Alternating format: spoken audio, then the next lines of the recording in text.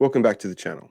Before I get started, I was having a look at my video analytics the other day, and I noticed that over 94.5% of you actually watch my videos aren't actually subscribed. So do us a solid.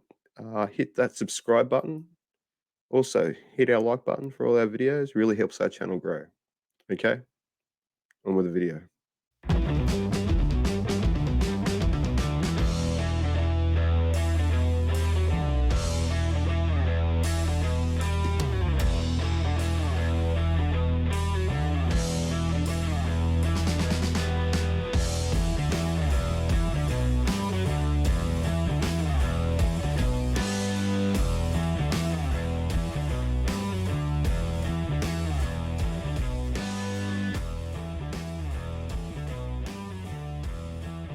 Where do I begin? Following the sacking of Michael Maguire last week, the West Tigers front office managed to have media speculation focused mostly on who's going to be the next appointee as head coach. But the fans and the members feel that more scrutiny should be getting cast upon the front office and especially the CEO, Justin Pascoe, for the role he's had in the last 7 years at this club. And it would appear that the spiritual stakeholders of this club have had enough. So Justin Pascoe took over the role in 2015. In that time, he has steered the club from near financial ruin to generating significant improvements in net profit each year, reversing years of multi-million-dollar losses. He's overseen the completion of the new Centre of Excellence at Concord and brokered lucrative sponsorship and partnership deals. Then there's the other side of the coin. In the last 7 years, the team on the field have been in free fall down the ladder, each year from the club limping from mediocrity to incompetence. Beginning with the signing of Jason Taylor, a coach who alienated the club legend Robbie Farah, sending him to reserve grade and eventually pushing him out. All this only to sack Taylor a few games into the next season. Throughout this fiasco, the Tigers managed to lose the services of Mitchell Moses, James Tedesco, and Aaron Woods. Justin Pascoe was remarked at the time, actually saying that he could get Michael Gordon to come play for the club and replace James Tedesco and fill basically the same role at a fraction of the cost. Michael Gordon.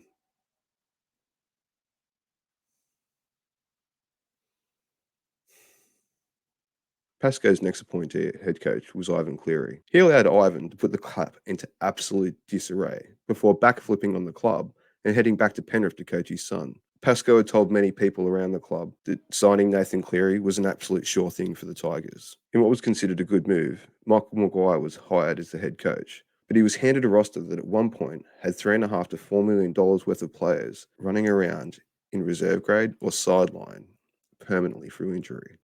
Throughout Maguire's tenure, he had to deal with cap issues, constant leaked information to the media from the front office, which helped continually fuel speculation about his future. All throughout this time, Justin Pascoe managed to avoid much of the scrutiny and still does. And this is where the issue lies. To be fair, he has done well recently in stepping away from the football department and hiring Tim Sheens and allowing him to take over and run football operations. But the fans and the supporters are wondering why he is avoiding scrutiny and still in his job. Last week, I ran a poll on Twitter trying to gauge the thoughts and feelings of the Tigers fans on this very issue.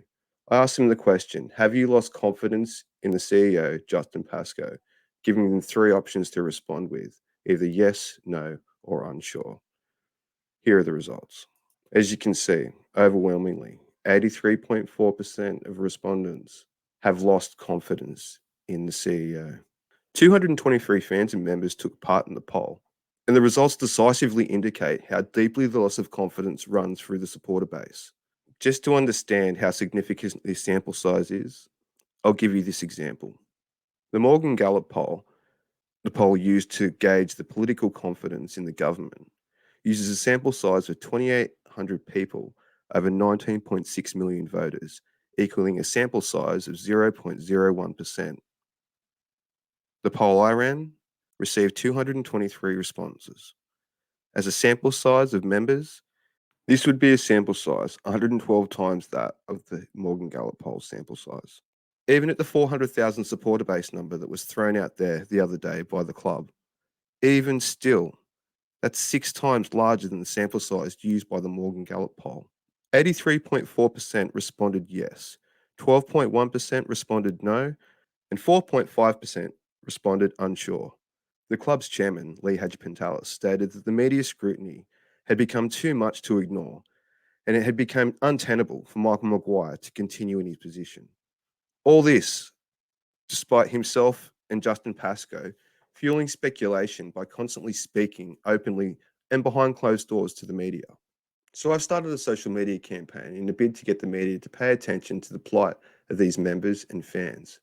The media needs to pay attention to the fact confidence has been lost in this front office, and more specifically the CEO. Because as the chairman indicated, the board is susceptible to influence by media. And if scrutiny becomes too loud to ignore, then Justin Pascoe's position will become untenable. And if the board doesn't take action fairly soon to appease the fans, I can't imagine that it would take long for that loss of confidence to extend over to them. So, get hashtag Pascoe must go trending. Let's build this pressure on the front office.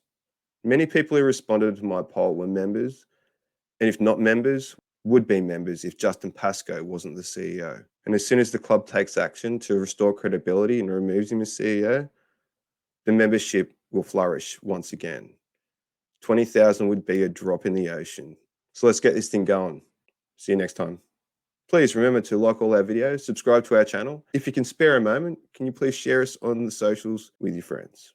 Okay? See you later.